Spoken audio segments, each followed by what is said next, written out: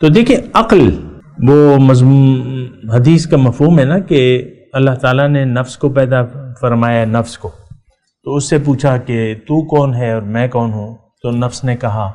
کہ تو ہے اور میں ہوں۔ اللہ تعالیٰ نے نفس کو پیدا فرمایا، اس سے پوچھا کہ تو کون ہے اور میں کون ہوں، تو اس نے کہا تو ہے میں ہوں۔ پھر عقل کو پیدا فرمایا، اس سے یہی سوال کیا کہ تو کون ہے میں کون ہوں، تو عقل نے جواب دیا اے اللہ تو میرا خالق ہے اور میں تیری مخلوق ہوں۔ تو پھر اللہ تعالیٰ نے اس کی بات کو اس پہ سواد کیا اور کہا ہاں ٹھیک ہے، تمہارے ذریعے میں کسی کو عطا کروں گا، بِكَ أُعْطِي بِكَ آخُذُ، بِكَ آخُذُ و بِكَ أُعْطِي، ایسے الفاظ ہیں کہ تیرے ذریعے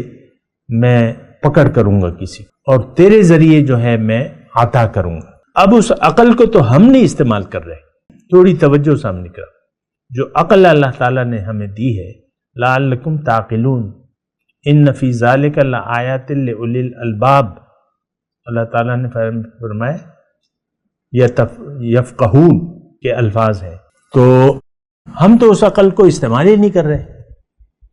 دیکھیں یہ بات سوچنے کی تو ہے نا،